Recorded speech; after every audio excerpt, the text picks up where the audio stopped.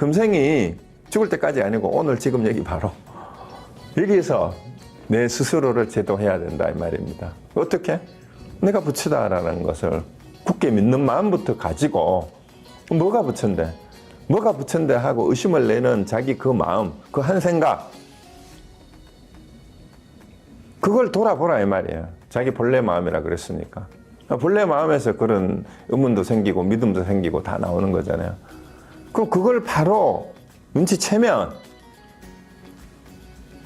바로 자기 본래 마음과 기합하는 자리가 바로 지금 이 자리에서 바로 열리는데 뭘 내일로 또 미루냐 이 말이에요. 좀 이따가로 미루지 마세요. 지금 바로 어느 세월 기다리면 제도할 것인가. 얼마나 간절해요. 이게 얼마나 답답했으면 이렇게 했습니까? 저도 그렇습니다. 자, 그래서 왜 옛날에 유명한 선사들이 은하에 깨달았다. 그 말 듣고 그 자리에서 바로 깨달았단 말이에요. 그 여러분도 그럴 기회가 왔어요. 이 보조국사의 이 수신께를 같이 읽으면서 제가 읽어주는, 제가 설명해 드리는 이 말을 듣는 순간 바로 깨달을 수도 있어요. 그렇습니다. 그래서 그걸 믿어야 돼요.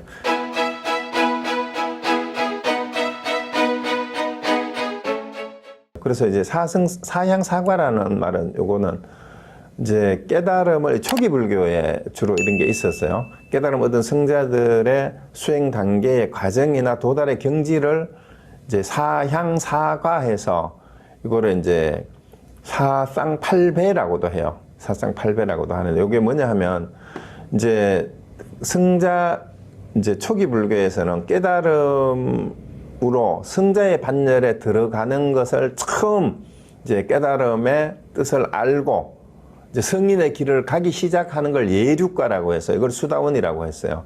그리고 수다원 그 다음이 사다함, 요거는 일례라고 하고 아나함은 불환이라고도 하고 아라향은 이제 응공 혹은 무학이라고도 얘기를 했죠. 여기서 이제 예류향 예류과 일례향 일례과 불환향 불환과 그 아라한향 아라한과라고 해서 요거에 이제 8개로 흔히 얘기를 해서 사쌍팔배라고 하는데 이거는 뭐냐 하면 향이라는 거는 예를 들어서 예류향은 수다원 향인데 이제 수다원 과를 향해서 가는 과정에 있는 거를 얘기를 향이라고 해요. 각각의 과정에 있는 거예요. 그 다음에 그 단계를 지나서 그 다음 단계로 가는 도중에 있는 걸 향이라 하고 거기에 도달해서 결실을 맺은 걸 과라고 해요. 그런데 여기 향은 가는 길이라는 뜻이고 과는 각각의 과를 향해 가는 과정이고 과는 그 단계에 도달한 상태를 말하는데 이거 조금 더 보충을 하면은 초기 불교는 이렇게 설명을 해요. 어떻게 하냐면은 수다원과는 예류라는 말은 처음으로 성인의 흐름에 입문했다라는 그런 뜻이에요. 깨달음의 흐름에 참여했다. 그래서 이제 궁극적인 불도 수행에 대해서 확신이 생겨서 이제는 중생으로 되돌아가지 않는 그 이제 성인의 흐름의 반열에 이제 들어가기 시작했다라는 그런데 아직까지도 완전히 떨쳐버리지 못한 게 뭐냐 하면은요, 이제 무아에 대한 자각은 있어요. 유신견, 변치 않는 자아가 있다라는 견해는 떨쳐버렸어요. 의심이나 계율이나 의식에 대한 집착 같은 것도 없어졌어요. 그런데도 여전히 인간과 욕계천상의 최대 7번 정도는 더 윤회를 해야 될 정도이고 사악도는 벗어났지만 지옥 악의 아수라는 아직 완전한 해탈을 하지는 못했어요. 그래서 한 7번 정도는 다시 태어나야 되는데 근데 이제 악도는 벗어난 단계, 이런 단계고 그 다음에 사다함은 한 번 온다라는 뜻이잖아요. 일례라는 뜻은 수행도상에서 한 번 더 욕계로 태어나는데 이제 탐진치는 상당히 열버진 상태라서 이제 한 번만 더 윤회만 하면 된다라는 그런 얘기고 아나함은 불화는 다시 돌아오지 않는다는 얘기는 더 이상 욕계에는 다시 태어나지 않는다는 얘기예요. 그래서 감각적 욕망과 악의가 나쁜 뜻이 없어지고 이제 색계에 즉시 태어나는 경지까지 이제 가는 게 아나함이라 그래요. 그렇지만 아직 색계에 머물렀으니까 욕계, 색계, 무색계가 다 중생계잖아요. 아직 완전히 해탈이 안 된 거예요. 그 다음에 아라한은 이제 드디어 더 이상 배울 것이 없는 거라고 해서 무학 혹은 무학유라고 그래요. 그 색계, 무색계에 대한 갈망이나 암안이나 들뜸, 무지 이런 게 분내가 완전히 다 해서 이제 해야 할 바가 다 했고 윤회에서 완전히 해탈된 거를 아라한이라 하고, 초기 불교나 이제 소승 불교에서 아라한이 수행의 최고 경지예요.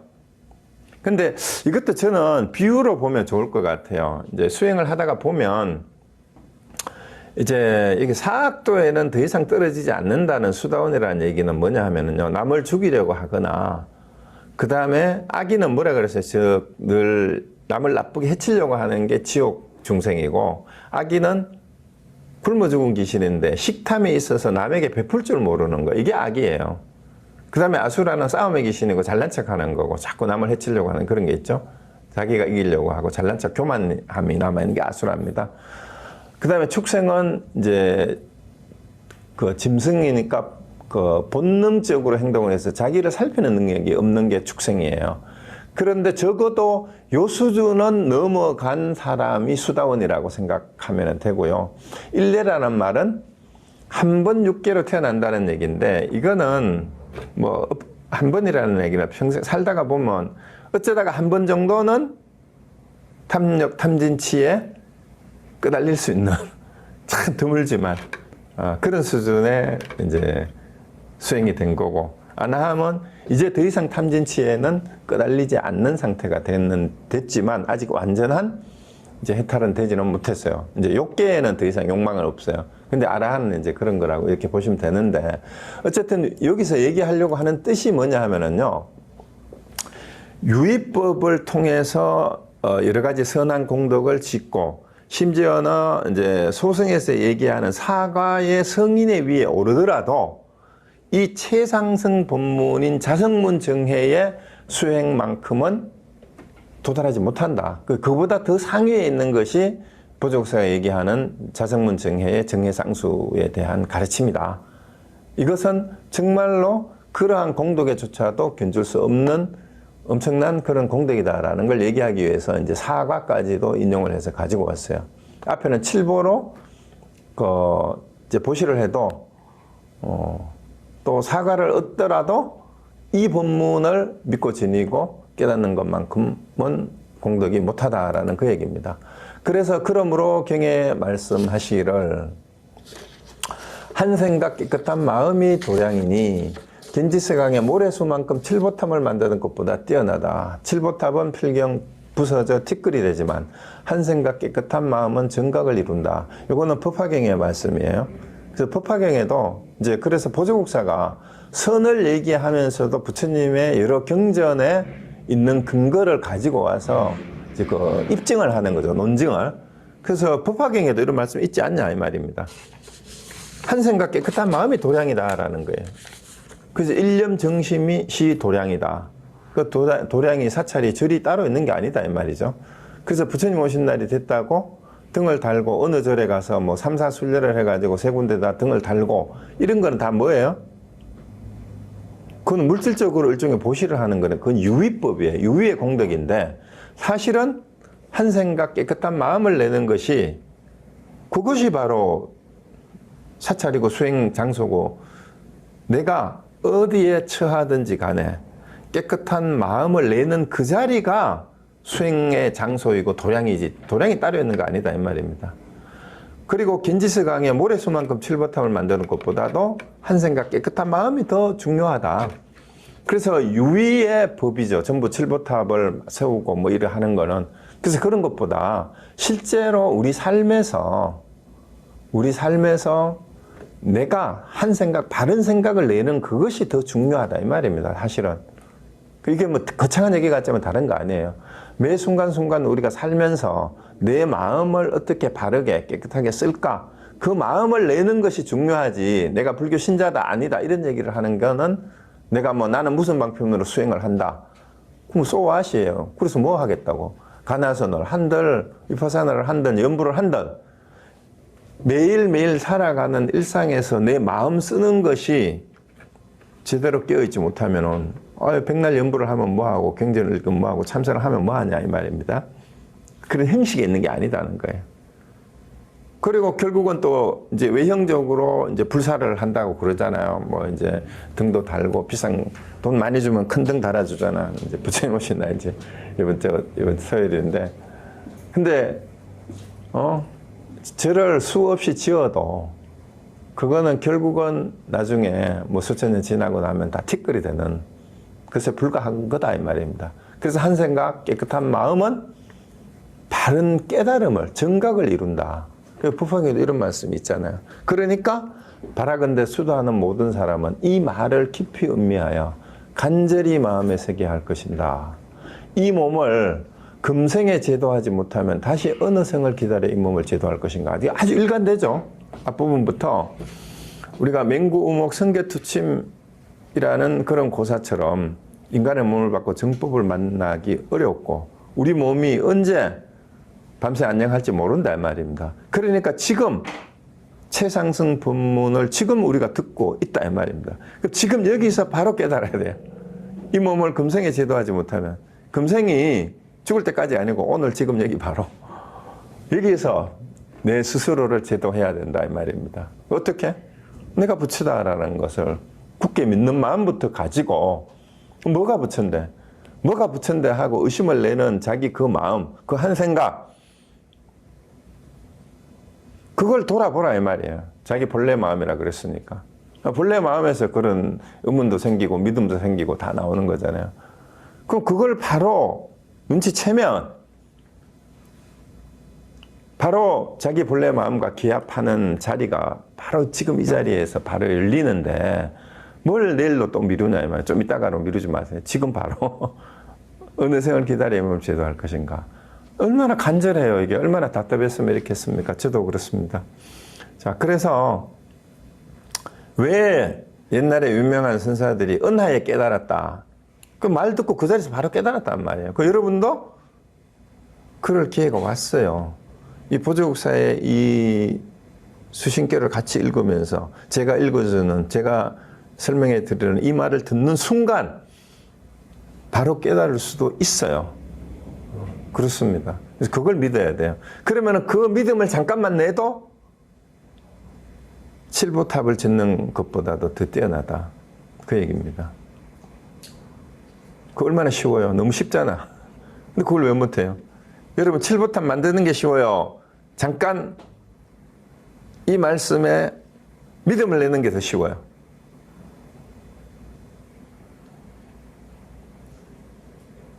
이렇게 쉬운 건데 부조국사가 그러니까 간절히 부탁하는 겁니다. 아무나 못하면 칠보탑을 세워야 될 그런 일을 해야 되는 거면은 믿고 해라는 소리를 못해요. 대부분 오히려 더 못합니다. 그거. 그러니까 잠깐 믿음만 내기만 하면 된다고 그러잖아요. 왜? 한 생각 깨끗한 마음이 도량이니까 이 자리에서 바로 그렇게 하는 것만 못하다. 자, 그 다음 또 봅시다. 언제 이 제도를 해야 될 건가? 그러므로 경에 말씀하시기를 이건 이제 됐고 그 다음에 지금에 바로 지금 만약 닦지 않으면 만급에 어긋나고 지금 만약 힘써 닦으면 닦기 어려운 수행도 점점 어렵지 않게 되어 공행이 저절로 나아질 것이다. 그러니까 이거를 매 순간 지금 이렇게 수행자로서 살면 매 순간에 순간이 모여가지고 끊임없이 수행하는 삶으로 이어져요. 그러면은 공행이 저절로 되어지는 거다 이 말입니다. 근데 요거를 조금 있다가 좀 피곤하니까 한잠 자고 나서 내일 그 내일은 보장을 못한다 이 말입니다. 그래서 애달다.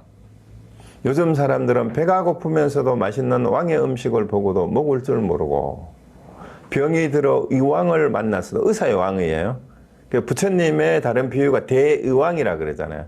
그 중생의 고통을 구제해주는 사람이니까 중생의 모든 병을 고쳐주는 의사 중에 최고의 의사가 의왕이에요. 병이 들어 의왕을 만났어도 약을 먹을 줄 모르는구나. 그러니까 보조국사가 얼마나 애달게 이제 특히 이제 보조국사가 얘기하는 건 그때 당시의 스님들이에요. 고려시대 때. 그리고 중후반에 출가까지 해가지고 부처님의 정법을 배운다고 하는 인간들이 무신정권에 붙어가지고 타락하고 군력을 회피하는 수단으로 이제 스님이 되고 이게 이제 고려 중세부터 벌어지던 일이었잖아요. 그때도 말세였다 이 말입니다. 요즘만 그런 게 아니에요. 요즘에 한국에 뭐 불교계도 그때보다 더 했으면 더 했지 못한 게 없죠. 그런데 이제 보조국사 같은 분이 그때 계셨어요. 그 이후에도 나홍선생 같은 분이 계시고 지금 한국에도 뭐 이런 분들 계십니다. 그래서 이제 보조국사가 왜 배가 고프면서도 맛있는 왕의 음식이 바로 이 최상승의 법문이잖아요. 이 최고의 법문을 비유하는 게 왕의 음식이고 왕이라는 말이에요. 그 이 법문을 보고도 자, 이거 지금 한 생각 마음을 내고 지금 이 자리에서 깨달을 수 있다.